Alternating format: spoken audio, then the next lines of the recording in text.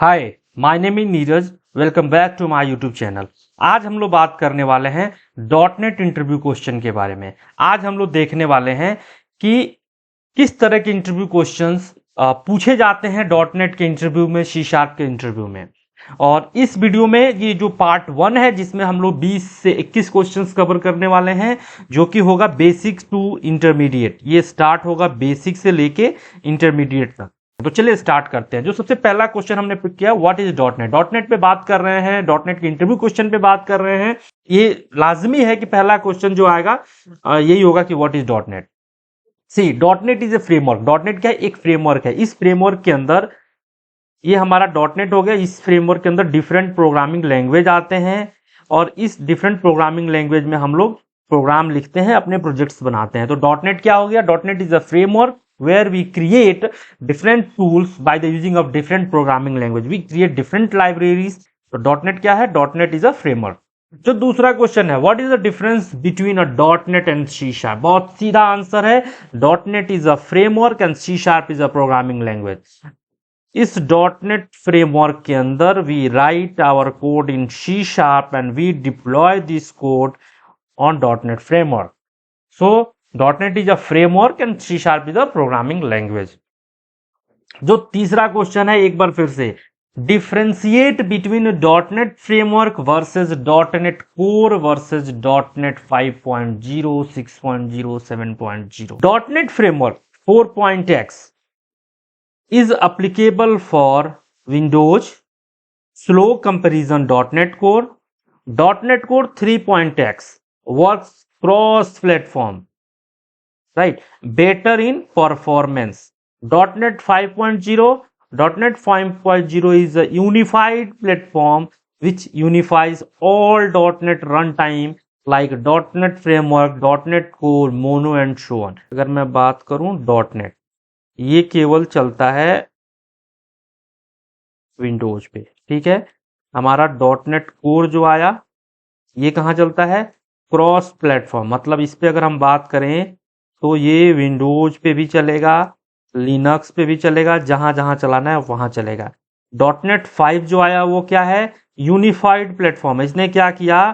Core को और .NET framework को मर्ज कर दिया और एक यूनिफाइड प्लेटफॉर्म बना दिया जो कि हर जगह चलेगा।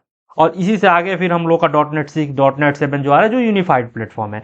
तो जो मेन डिफरेंस है .NET कोर और .NET 5 वाले वर्जन में और .NEट फ्रेमवर्क में, .NEट फ्रेमवर्क जो होता है only for Windows and slow comparison .NET core.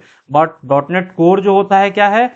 Work cross platform and better rather than .NEट फ्रेमवर्क। तो यही डिफरेंस है .NEट फ्रेमवर्क वर्सेस .NEट कोर वर्सेस .NEट 5, 6.7।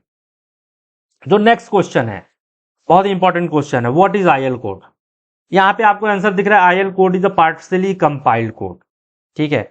But the question is why it is partially compiled. कोई भी इंटरव्यूअर आपसे पूछेगा what is an IL code, आप बोलोगे IL code is a partially compiled code. इसके पीछे की जो हिस्ट्री है आपको समझना पड़ेगा। इसके पीछे की हिस्ट्री क्या है? Why IL code is not fully compiled. History समझना बहुत जरूरी है। We do not know in what kind of environment .NET code will run. हमने क्या किया, जैसे कि आपको मैं दिखा दूं, मान लीजिए कि हमने एक प्रोजेक्ट बनाया, कुछ भी एम्प्लॉय मैनेजमेंट का एक प्रोजेक्ट यहाँ बना लिया .NET में, ठीक है। इसको हमने बिल्ड कर लिया, पब्लिश कर लिया, ठीक है। जब हम पब्लिश करते हैं, बिल्ड करते हैं ना, तो ये कन्वर्ट होता है आईएल कोड में, जो कि पार्शियली कंपाइल्ड होता है, ठीक है। अब ये पार्शियली कंपाइल्ड क्यों होता है वो देख लेते हैं। We do not know in what kind of environment .NET code will run, like CPU configuration, machine configuration, security configuration and etc. सीधा सीधा मतलब है कि हम जब किसी भी प्रोजेक्ट को बना लेते हैं अपने डेवलपमेंट एनवायरनमेंट में, तो उसको कहीं ना कहीं प्रोडक्शन पर डिप्लॉय करते हैं, तो हमको नहीं पता रहता है कि वो प्रोडक्शन का एनवायरनमेंट क्या है, कौन सा विंडोज मिलने वाला है, कौन सा सीपीयू मिलने वाला है। बिकॉज हम किसी क्लाइंट के लिए काम करते हैं, हमने सॉफ्टवेयर बनाया और क्लाइंट को दे दिया, क्लाइंट अपना डिप्लॉय करेगा और उसको यूज करेगा, तो हमें ये नहीं पता होता है। तो .NET ने क्या लॉजिक लगाया, जब भी हम बिल्ड करते हैं, पब्लिश करते हैं, तो उसको जो है आईएल कोड में ही कन्वर्ट करता है, जो कि पार्शियली कंपाइल्ड होता है, ठीक है। उसके बाद so the IL code is half compiled and on runtime this code is compiled to machine specific using the environmental properties CPU OS machine configuration। क्या होता है, रन टाइम पे हमने प्रोजेक्ट बनाया, हमने IL कोड में कन्वर्ट किया, partially compiled हो गया, हमने इसको डिप्लॉय कर दिया प्रोडक्शन पे, ठीक है। अब ये रन करेगा, जब कोई यूजर इसे यूज करता है ना, उस टाइम रन टाइम पे ये IL कोड जो है कन्वर्ट होता है मशीन लैंग्वेज में, और ये मशीन लैंग्वेज में जब कन्वर्ट होता है तो देखता है कि ये जो प्रोडक्शन का जो सर्वर है उसका क्या कॉन्फ़िगरेशन है, क्या फीचर है, उसके अकॉर्डिंग ये जो मशीन लैंग्वेज में कन्वर्ट होता है, राइट। अब ये कन्वर्ट कैसे होता है, बैकग्राउंड में CLR होता है, CLR, ठीक है, कॉमन लैंग्वेज रन टाइम। ये क्या करता है, इसकी जिम्मेदारी होती है, इसकी रिस्पॉन्सिबिलिटी होती है कि ये कॉल करे जिट को, जस्ट इन टाइम कंपाइलर को। ये इन्वोक करता है, CLR इन्वोक करता है जस्ट इन टाइम कंपाइलर को कि ये जो IL कोड है इसको इस मशीन के अकॉर्डिंग कन्वर्ट करना है मशीन लैंग्वेज में, ठीक है। So the IL code is half compiled and on runtime this code is compiled to machine specific using the environment properties CPU OS machine configuration। उस सिस्टम के, उस production का जो इन्वायरमेंट है उस सिस्टम के अकॉर्डिंग वो मशीन लैंग्वेज में कन्वर्ट होता है। अगला question, who compile the IL code, how does it work. IL code is compiled by JIT, just in time compiler. CLR क्या करता है, JIT को इन्वोक करता है to convert IL code into machine language, right. CLR invoke करता है just in time compiler को कि इस IL कोड को कन्वर्ट करना है मशीन लैंग्वेज में। IL code is compiled by JIT just in time compiler. How does JIT compilation work, वही चीज मैं शुरू से बता रहा हूं। JIT compiles the code just before execution and then saved this translation in memory. Just before execution JIT can compile per file, per function और code fragments. मैं आपको दिखाता हूं what are different type of JIT।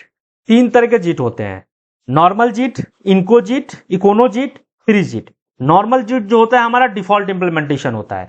Normal JIT compiles only those method that are called at run time. These methods are compiled the first time they are called and then they are stored in cache. When the same methods are called again, the compiled code from cache is used for execution. मान लीजिए कोई method A B C इसको call किया हमने, तो ये जो है मशीन लैंग्वेज में कन्वर्ट हो गया। आगे से जब भी ये कॉल होता है तो ये कैचे से पिक होता है। नॉर्मल JIT यही करता है। इकोनो JIT क्या करता है, इकोनो JIT compiles only those methods that are called at runtime. However, these compiled methods are not stored in cache so that RAM memory can be utilized in an optional manner. ये cache में नहीं रखता, ये हर बार compile करता है। Free JIT क्या करता है, free JIT compiles complete source code into a native code in a single compilation cycle.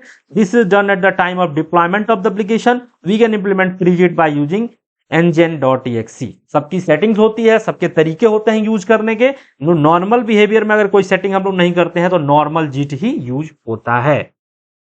तो हम लोगों ने समझ लिया कि CLR क्या होता है, हम लोगों ने समझ लिया JIT क्या होता है, IL कोड क्या होता है, मशीन लैंग्वेज क्या होता है। अगर आपको अभी भी कोई क्वेश्चन होगा तो कमेंट बॉक्स के माध्यम से पूछ सकते हैं। CLR का question, what is CLR? CLR common language run time does few important things, garbage collection, code access security, CV verification, IL to native translation. CLR की रिस्पॉन्सिबिलिटी बहुत सारी है, 2 इंपॉर्टेंट है। CLR invokes garbage collector to free unused memory. CLR is there for IL2 machine language, right? What is garbage collector? Garbage collector, it's a background thread which runs continuously check if there are any unused object whose memory can be claimed. Garbage collector is a feature of CLR which cleans unused manage. अब क्या मतलब है garbage collector, क्यों जरूरत पड़ती है? जैसे मान लीजिए कि आपने कोई कोड लिखा है, एज एन एग्जांपल कुछ भी फाइल स्ट्रीम का कोड लिखा है, ठीक है, आपने कुछ भी लिखा है फाइल स्ट्रीम का कोड, और सपोज मान लीजिए कि आपने ना इसके ऑब्जेक्ट को डिस्पोज नहीं किया है, ठीक है। अब यूज जब होना था हो गया, उसके बाद जो है ऑलरेडी ये मेमोरी लेके बैठा हुआ है, तो एक फ्रीक्वेंट इंटरवल पे गार्बेज कलेक्टर जो है रन करता है, CLR जो है इसको इन्वोक करता है और ये जो है अनयूज्ड मेमोरी को फ्री करता है। इसका डिटेल वीडियो है, आप लोग मेरे प्लेलिस्ट में जाके देख सकते हैं। मैं जितने टॉपिक पे बात कर रहा हूं ना, उस सारे टॉपिक का डिटेल वीडियो ना .NET वाले प्लेलिस्ट में है, जाके देख सकते हैं। तो गार्बेज कलेक्टर क्या होता है? ये बैकग्राउंड प्रोसेस है विच runs continuously and check if there are any unused object whose memory can be claimed. Garbage collector is a feature of CLR which cleans unused manage. Next question. What is the difference between manage and unmanage? तो इस पे हम लोग बात करने वाले हैं। Code that executes under CLR execution environment is called as manage code. बहुत सीधा मतलब है। मान लीजिए ये CLR है और इसका स्कोप इतना है, इसके अंदर जितना भी कोड लिखा हुआ है वो मैनेज कोड होता है, इसके बाहर जितना कोड लिखा हुआ है ये अनमैनेज कोड होता है। अब ये अंदर बाहर का क्या सिचुएशन है समझिए। Code that executes under CLR execution environment is called as manage code. Unmanage code executes outside CLR boundary. CLR की यही बाउंड्री है, इसके बाहर जितने कोड लिखे हैं वो अनमैनेज कोड है, right. Unmanaged code is nothing but code written in C++, VB6, VC++ et cetera. Unmanaged codes have their own environment in which the code runs and it's completely outside of the control of CLR. मैं दिखाता हूं आपको क्या होता है actually unmanaged code।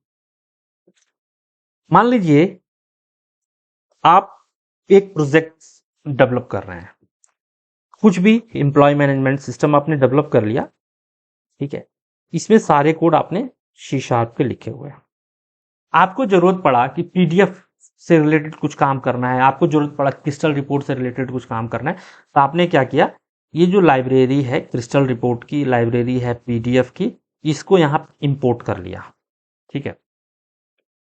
अब object जब dispose करने का जब समय आता है, उस समय क्या होता है कि ये तो थर्ड पार्टी लाइब्रेरी है, ये बाहर से हमने इंपोर्ट किया हुआ है जो कि डिफरेंट लैंग्वेज में बना हुआ है, या C++ में या किसी डिफरेंट लैंग्वेज में हो सकता है, जो कि जिसको CLR नहीं समझता है। हमारा अपना CLR नहीं समझता है, .NET फ्रेमवर्क का जो CLR है वो नहीं समझता है, ठीक है। C++, VB6, VC++, .NET और VB.NET के बाहर का कोड हो सकता है ये, ठीक है। इसको तो हमने तो यूज किया, लेकिन हमारा CLR जो है उसको नहीं समझ पाता है, तो ये हमारे लिए अनमैनेज कोड होगा। इसके अनयूज्ड मेमोरी को हम लोग फ्री नहीं कर सकते हैं, गार्बेज कलेक्टर भी इस पे काम नहीं करता है। इसके लिए क्या करना होता है कि जहां हम लोग इससे रिलेटेड कोड यूज करते हैं वहां हम लोग डिस्पोज यूज करते हैं, ठीक है।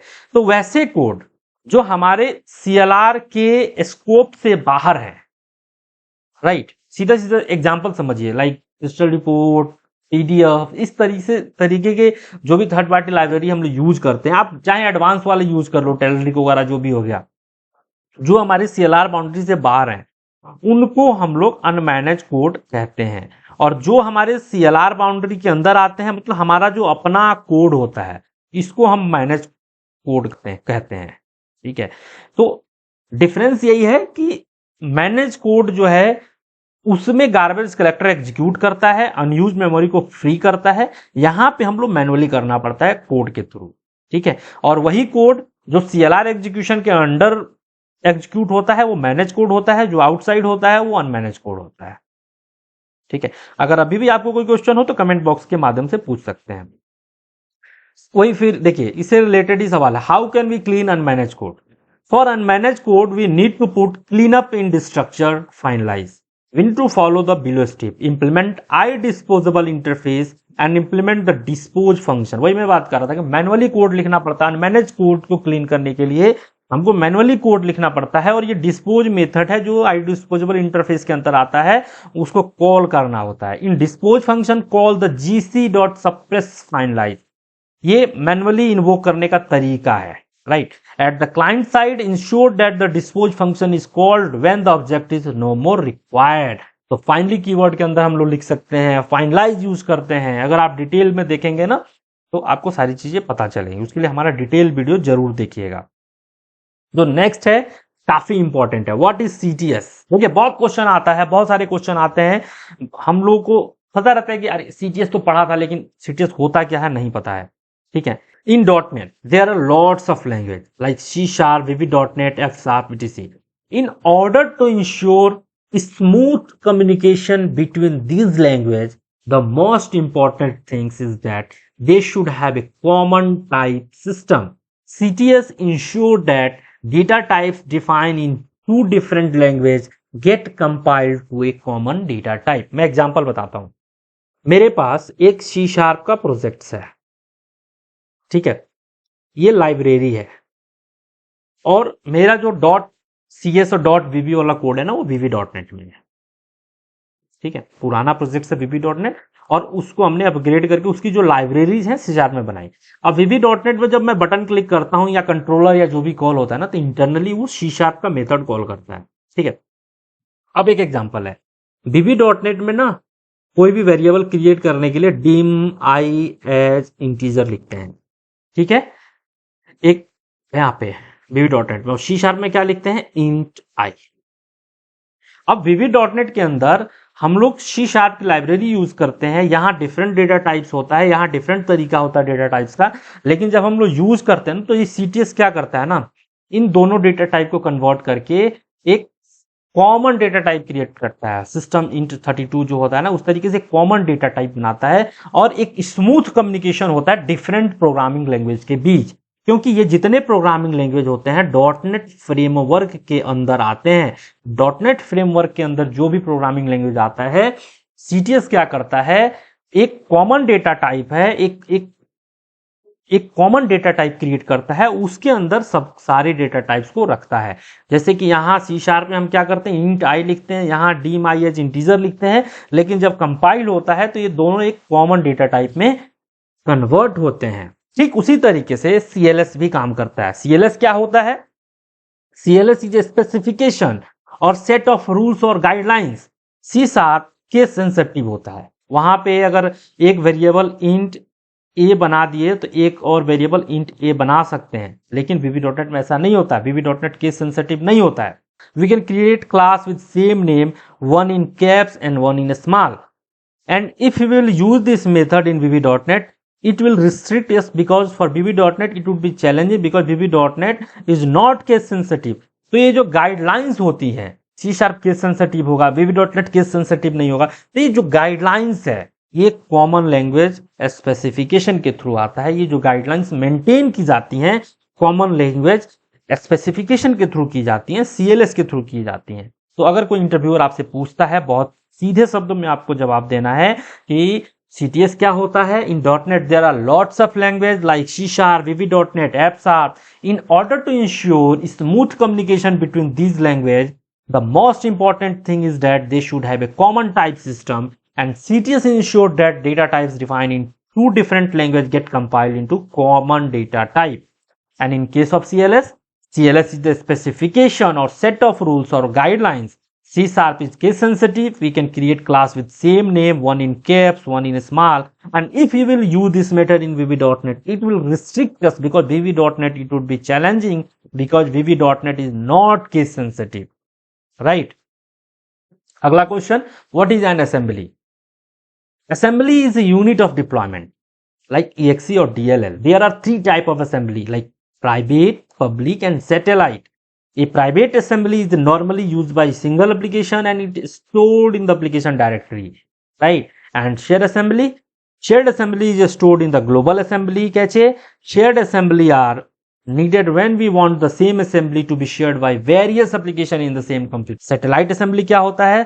Satellite assembly are used in deploying global application for different language. Satellite assembly are used to build multilingual application. जैसे मान लीजिए कि कोई एप्लीकेशन बना रहे हैं जो डिफरेंट लैंग्वेज में ओपन होती है, तो वहां पे हम लोग सैटेलाइट असेंबली का यूज करते हैं। तो हमारे पास तीन assembly, private assembly, shared assembly, satellite assembly. Private assembly क्या होता है, उस एप्लीकेशन में इंक्लूड होता है, उसी एप्लीकेशन के डायरेक्टरी में प्राइवेट असेंबली जो होता है सेव होता है। शेयर्ड असेंबली क्या होता है, डेवलपर के मशीन पे होता है और more than one application use कर सकते हैं शेयर्ड असेंबली को। और सैटेलाइट असेंबली क्या होता है, जब हमको मल्टी लैंग्वेज एप्लीकेशन बनाना होता है, वहां पे हम लोग सैटेलाइट असेंबली यूज करते हैं।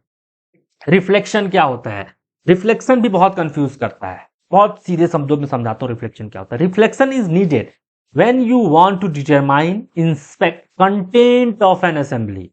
कंटेंट ऑफ असेंबली का क्या मतलब है? जैसे मान लीजिए कि एग्जांपल में आपको दिख रहा है ना स्ट्रिंग, ये तो प्री डिफाइंड फंक्शन है ना, pre defined class, pre defined variables जो भी हैं स्ट्रिंग क्लास के अंदर आता है।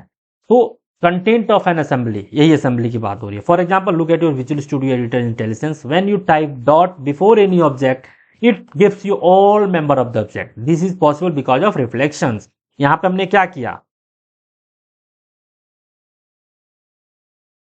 यहां पे हमने क्या किया कि स्ट्रिंग वेरिएबल लिया, इसमें एक स्ट्रिंग डाल दिया और str डॉट करते हैं ना, तो इतने सारे इंटेलिजेंस आते हैं। यही तो रिफ्लेक्शन है। किसी भी गेट टाइप हम लोग यूज करते हैं, गेट टाइप कोड यूज करते हैं, गेट हैश कोड यूज करते हैं, यही तो रिफ्लेक्शन है। जब हम डॉट पेश करते हैं तो ये बताता है कि इस वेरिएबल का क्या क्या इंफॉर्मेशन आप निकाल सकते हैं। यही तो रिफ्लेक्शन है। We use reflection to find the detail about any objects. ठीक है, reflection is needed when you want to determine inspect content of an assembly. For example look at your Visual Studio editor, when you type dot before any object it gives you all member of the object, this is possible because of reflection. Next question, what is typecasting? बहुत important question है। what is typecasting, what is difference between implicit conversion and explicit conversion, right? इसके पहले ये question देखते हैं, थोड़ा सा आगे चल के डेटा टाइप्स। ठीक है, थोड़ा ये पीछे लग गया, पहले डेटा टाइप्स देखते हैं।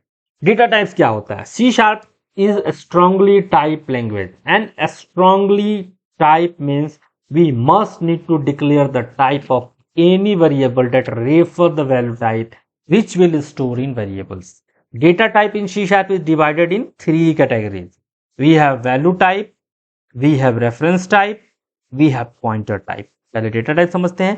वैल्यू टाइप में value data types will directly store the variable value in memory, like shorts, integer, character, float, double, etc.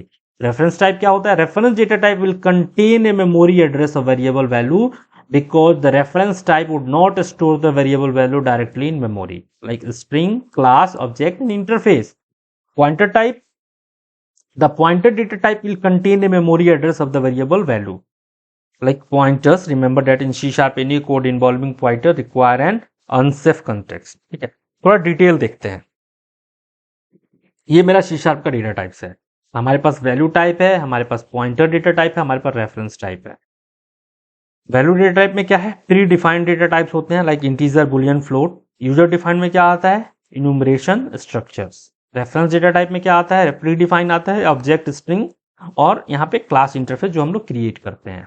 ठीक है, अब आपको एग्जांपल देखा, जैसे हमने यहाँ पे क्या लिया? इंटीजर ए लिया, इंटीजर बी लिया। इंटीजर ए का देखिए यहाँ पे a = 10, ये क्या है? स्टैक में वैल्यू भी है, वेरिएबल भी है और उसका वैल्यू भी है। सेम उसी तरीके से b = 20 का भी है, लेकिन यहाँ पे ये क्लास है, ये रेफरेंस टाइप। यहाँ देखिए क्या है, यहाँ रेफरेंस है, लेकिन जो इसका एक्चुअल वैल्यू है, जो ऑब्जेक्ट है, हिप में है। तो यही डिफरेंस होता है वैल्यू टाइप और रेफरेंस टाइप में। रेफरेंस टाइप में क्या होता है? पॉइंटर यहां रहता है और वैल्यू हिप में सेव होता है। इंटीजर में क्या होता है? वैल्यू और वेरिएबल दोनों ही स्टैक में रहते हैं। तो यही डिफरेंस है वैल्यू टाइप और रेफरेंस टाइप में। और यही है कि डेटा टाइप 3 तरह के होते हैं, वैल्यू टाइप हो गया, पॉइंटर हो गया, रेफरेंस टाइप हो गया। वैल्यू टाइप में भी 2 तरह के होते हैं, pre defined, user defined. Pre defined में इंटीजर, बुलियन, फ्लोट आता है, और यूजर डिफाइंड में इन्यूमरेशन और स्ट्रक्चर आता है। रेफरेंस में भी प्री डिफाइंड होता है, जो ऑब्जेक्ट स्ट्रिंग होता है, और रेफरेंस में भी यूजर डिफाइंड होता है, जो क्लास, इंटरफेस वगैरह हम लोग बनाते हैं। ठीक है, अब हम लोग आते हैं सीधा सीधा पहले वाले क्वेश्चन में, टाइपकास्टिंग क्या होती है। Typecasting is the mechanism where we convert one type of data to other type. Implicit casting होती है, एक्सप्लिसिट कास्टिंग होती है। इम्प्लिसिट कास्टिंग क्या होती है? It apply when we convert lower data type into higher data type. Lower data type का मतलब होता है वैल्यू टाइप, और हायर का मतलब होता है रेफरेंस टाइप। इंटीजर जो है क्या है? वैल्यू टाइप, और डबल जो क्या है? Reference type. सीधा सीधा समझिए, इसीलिए मैंने डेटा टाइप पहले एक्सप्लेन किया। टाइप कास्टिंग जो है एक मैकेनिज्म है where we convert one type of data to other type. Like implicit casting में क्या होता है? It apply when we convert lower data type into higher data type. दूसरे शब्दों में अगर कहें, when we convert value data type into reference data type it's called as implicit casting. यहाँ पे क्या हो रहा है, इंटीजर आई हमने लिया, उसमें हमने एक 100 वैल्यू रखा हुआ है, डबल डी लिया जिसमें हमने 0 लिया हुआ है, बाद में हमने क्या किया, डी इक्वल टू आई कर दिया, यहाँ पे हम कास्टिंग कर रहे हैं। ठीक है, ये हमारा क्या है, lower to higher value to reference. Explicit casting क्या होता है, ये अपोजिट होता है इम्प्लिसिट का। When we convert higher data type into lower data type, मतलब when we convert reference data type into value data type.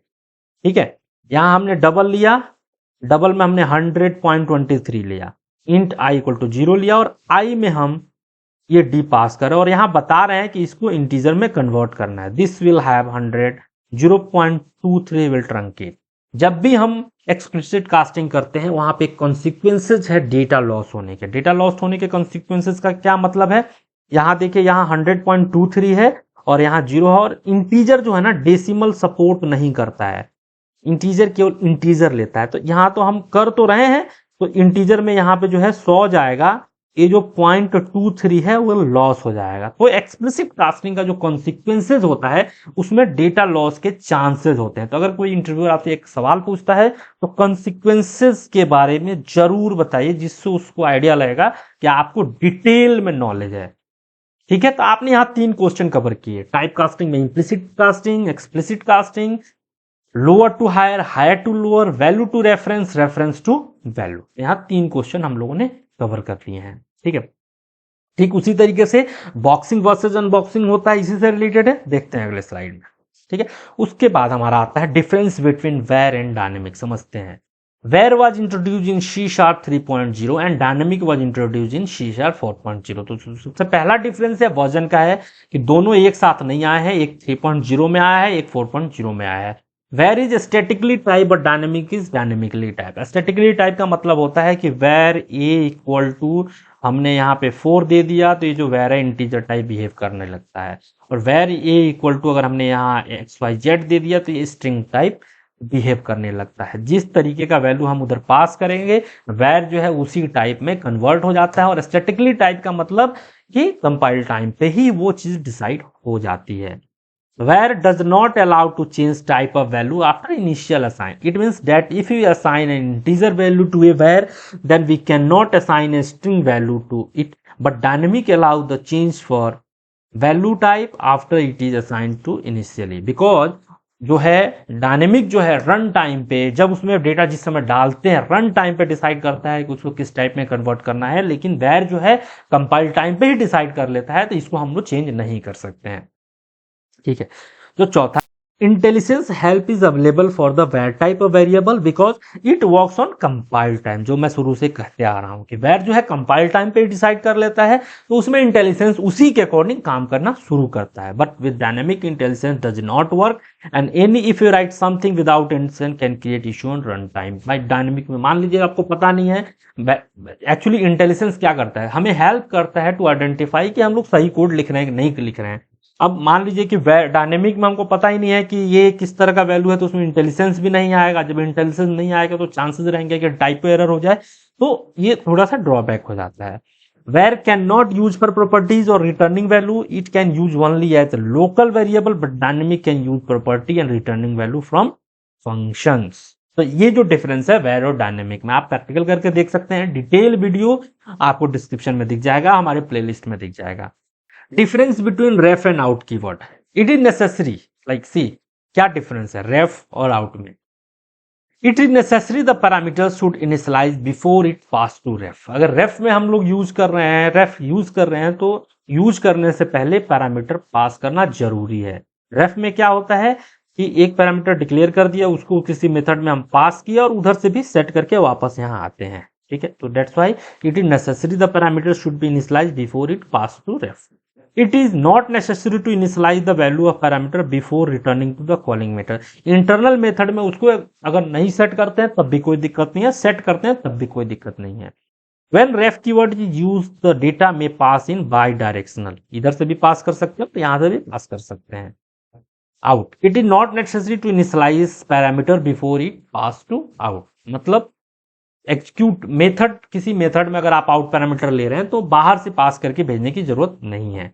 It is necessary to initialize the value of a parameter before returning. Method के अंदर out को initialise करना बहुत जरूरी है, तभी वो वैल्यू कोई बाहर आएगा।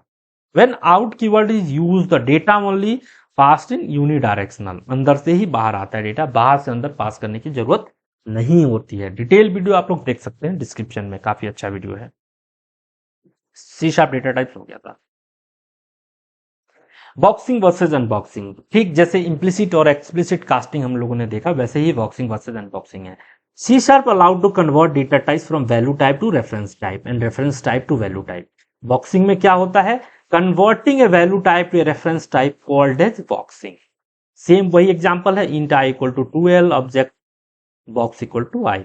ये क्या होता है, हम value type to reference type, lower to higher, implicit to explicit, यही हो रहा है, ठीक है। अनबॉक्सिंग में क्या होता है, same opposite, converting a reference type to a value type is called as unboxing. Object box equal to 2l int I, और यहाँ पे टाइप कास्ट कर रहे हैं, यहाँ भी कॉन्सिक्वेंसेस है, डेटा लॉस होने के चांसेस रहते हैं। तो सीधा सीधा मतलब है क्या क्या सिमिलर होता है, अगर कोई कहे कि इम्प्लिसिट वैसे ही बॉक्सिंग, लोअर, ये सारी चीजें रिलेट करते हैं, वैसे ही एक्सप्लिसिट, अनबॉक्सिंग, हायर, ये रिलेट करते हैं। तो सबका एक ही आंसर है। For next part please subscribe. आने वाले वीडियो में आने वाला जो इंटरव्यू क्वेश्चन का वीडियो होगा उसमें हम लोग बात करेंगे ऑब्जेक्ट ओरिएंटेड प्रोग्रामिंग के बारे में, और उसमें हम लोग विजुअल स्टूडियो के थ्रू ये भी देखेंगे प्रैक्टिकल करके, ठीक है। आज के इस वीडियो में इतना ही। अगर हमारे चैनल को आपने लाइक सब्सक्राइब नहीं किया है तो लाइक कर लीजिए वीडियो को, सब्सक्राइब कर लीजिए चैनल को, प्रेस कर लीजिए बेल आइकन को। Thank you very much.